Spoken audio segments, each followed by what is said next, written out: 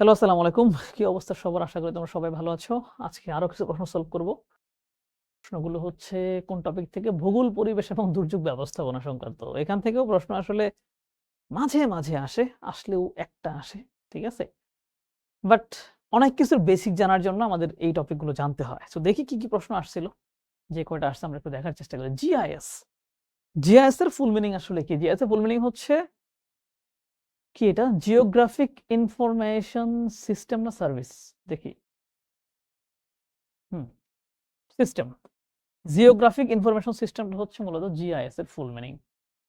ভৌগোলিক তথ্য ব্যবস্থা মূলত এটার মাধ্যমে। জিআইএস সিস্টেমটা ভৌগোলিক কোনো জায়গার তথ্য-টথ্য সব সংগ্রহ-টংগ্রহ করে রাখে। পরবর্তীতে ওই জায়গা নিয়ে কোনো কাজ করতে গেলে ওই তথ্যগুলো দিয়ে হেল্প করা হয়।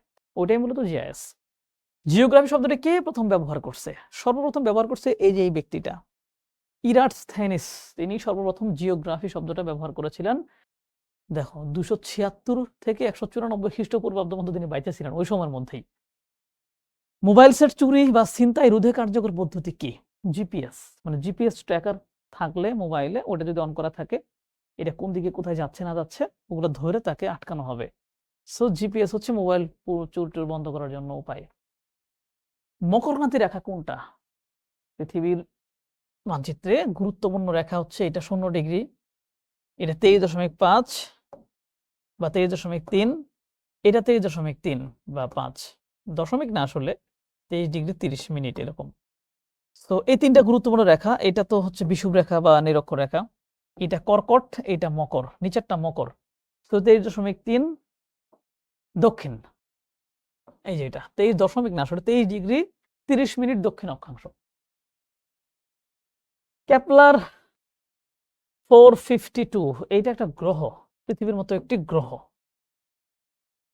দেখো পৃথিবীর সঙ্গে আকারে প্রকারে অনেক মিল রয়েছে এমন একটি গ্রহের খোঁজ দেন যুক্তরাষ্ট্রের মহাকাশ গবেষণা প্রতিষ্ঠান নাসার গবেষকরা। নাসার কেপলার স্পেস টেলিস্কোপ দিয়ে এই গ্রহটা খুঁজে পেয়েছেন গবেষকরা। এটির নাম দিয়েছেন কেপলার 452b।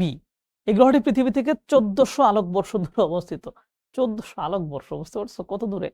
নাসার গবেষকরা দাবি করেন কেপলার 452 আমাদের সূর্যের মতো একটি নক্ষত্রকে কেন্দ্র করে ঘুরছে।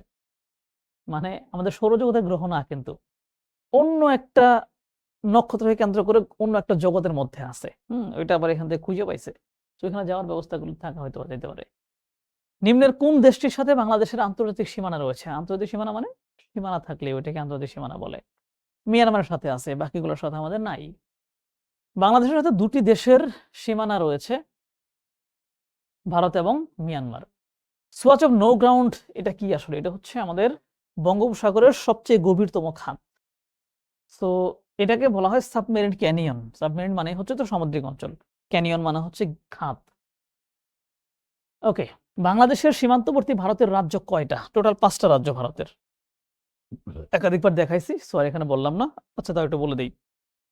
আসাম, মিজোরাম, মেঘালয়, পশ্চিমবঙ্গ এবং ত্রিপুরা। বাংলাদেশের সর্বদক্ষিণে কোনটি অবস্থিত? সর্বদক্ষিণে তো সেন্ট মার্টিনে অবস্থিত। একেবারে সমুদ্র বেয়ে আমাদের যাওয়া লাগে। Saint Martin.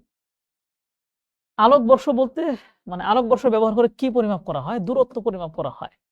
এই মহাশূন্যের এক একটা জায়গা থেকে মানে একটা গ্রহ থেকে আরেকটা নক্ষত্রের দূরত্ব কত ইত্যাদি গুলা, যেগুলো অনেক বেশি, এগুলোকে বলা হয় হচ্ছে আলোকবর্ষের মাধ্যমে তোমার প্রকাশ করা হয়। দক্ষিণ গোলার্ধে উষ্ণতম মাস কোনটা? উত্তর গোলার্ধে যখন শীত, দক্ষিণ গোলার্ধে তখন গরম। সো উত্তর গোলার্ধে মানে আমাদের এখানে শীত কখন? জানুয়ারি মাসে। সো দক্ষিণ গোলার্ধে জানুয়ারি মাস হচ্ছে উষ্ণতম মাস। আবার উল্টা উল্টা কি হয়? ধরো হচ্ছে আমাদের এখানে এপ্রিল মাস হচ্ছে গরম, ওদিকে এপ্রিল মাস হচ্ছে ঠান্ডা। নিচের কোন ভৌগোলিক এলাকাটি রামসার সাইট হিসেবে স্বীকৃত? রামসার সাইট হচ্ছে মূলত যেগুলো হচ্ছে সংকটাপন্ন অবস্থায় আছে, জীববৈচিত্র্য হুমকির মধ্যে আছে, এরকম জায়গাগুলো মানে এই জায়গাগুলোকে রামসার সাইট আকারে প্রকাশ করা হয়। বাংলাদেশের টাঙ্গুয়ার হাওর হচ্ছে এরকম একটা সাইট, যেখানে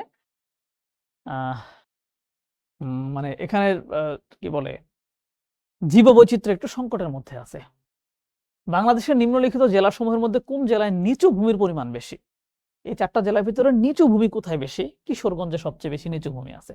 গোপালগঞ্জ, মুন্সিগঞ্জে নাই, হবিগঞ্জে কিছুটা আছে, বাট সবচেয়ে বেশি হচ্ছে কিশোরগঞ্জে। এরপরে হচ্ছে বাংলাদেশের সাথে ভারতের সীমানা কত? ৪,১৫৬ কিলোমিটার। মানে সীমানা রেখা হচ্ছে এত, আর 280 কিলোমিটারের মতো হচ্ছে মিয়ানমারের সাথে, আর বাকিটা হচ্ছে আমাদের সমুদ্রের সাথে। কোন গ্রহের তাপমাত্রা তুলনামূলকভাবে অধিক? এটা আমরা আরেকবার দেখে ফেলেছিলাম। শুক্র গ্রহের তাপমাত্রা তুলনামূলকভাবে অধিক। তামাবিল সীমান্তের সাথে ভারতের কোন শহরটি অবস্থিত? বাংলাদেশের সিলেটের যে তামাবিল সীমান্ত, এইটার সাথে ভারতের ডাউকি শহরের সীমান্ত অবস্থিত।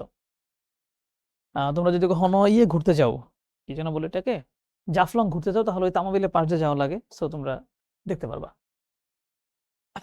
বাংলাদেশের কোন জেলাটি বাংলাদেশের মানে বাংলাদেশ ভারত সীমান্তের মধ্যে নয়?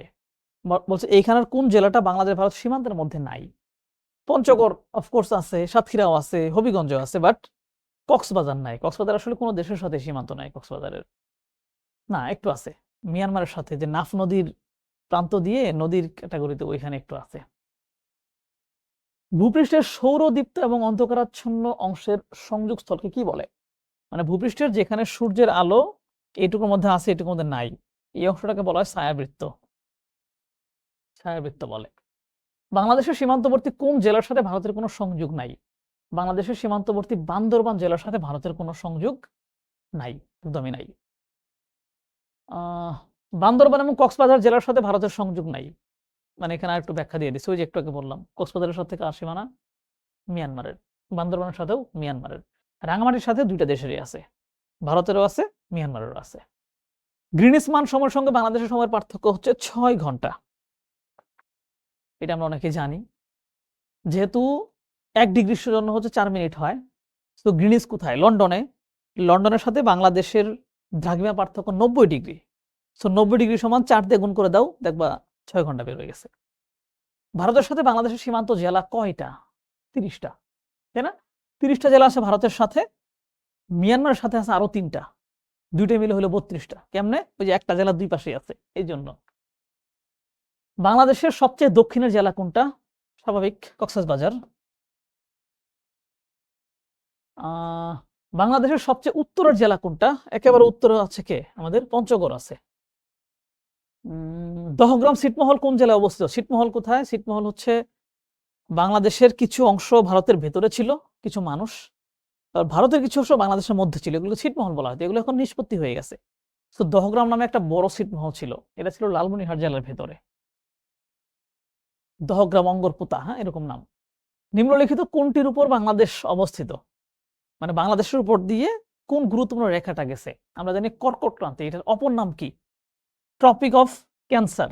মানে 23 এই যে যেটা আমরা 23 ডিগ্রি 30 মিনিট উত্তর, এটা। টলেমি কে ছিলেন? টলেমি ছিলেন একজন জ্যোতির্বিদ। তিনি হচ্ছে যে গ্রহ নক্ষত্রের হিসাব পাতি করে অনেক কিছু বের করছেন জীবনে। বিখ্যাত জ্যোতির্বিদ। তার বিখ্যাত দুটি গ্রন্থ হচ্ছে গাইড টু জিওগ্রাফি অ্যান্ড অ্যালমাজেন্ট। ওকে। সূর্য থেকে পৃথিবীতে আলো আসতে সময় কতক্ষণ লাগে? 8 মিনিট 32 সেকেন্ড লাগার কথা।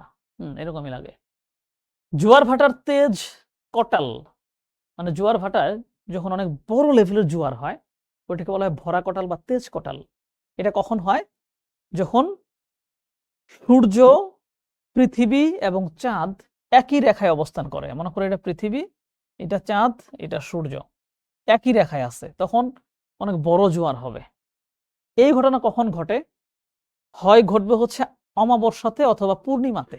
বুঝতে পারছো? যখন পৃথিবী মাঝখানে থাকবে তখন এখানে পূর্ণিমার রাত।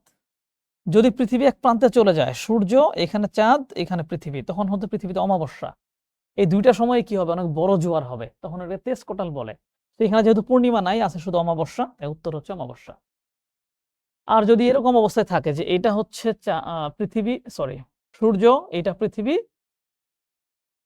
এইখানে চাঁদ, 90 ডিগ্রি, এটাকে বলা হয় হচ্ছে অষ্টমী। অষ্টমীতে মরা কটাল, মানে খুব বড় লেভেলের জোয়ার হয় না। বাংলাদেশের সবচেয়ে উত্তরে অবস্থিত স্থানের নাম কি? সবচেয়ে উত্তরে কি? টেকনাফ থেকে তেতুলিয়া, দ্যাট মিন্স তেতুলিয়া। না না না না না, তেতুলিয়া তো হচ্ছে ওইখানকার একটা মানে বড় স্থানের নাম, বাট একেবারে পয়েন্ট বলে দেওয়া আছে বাংলা বান্ধা।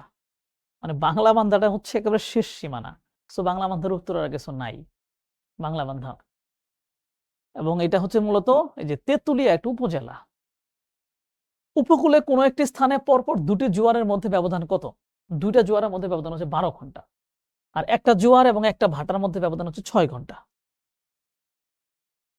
বাংলাদেশের সাথে লাগা উত্তরে অবস্থিত, মানে বাংলাদেশের উত্তরে ভারতের কোন জায়গা?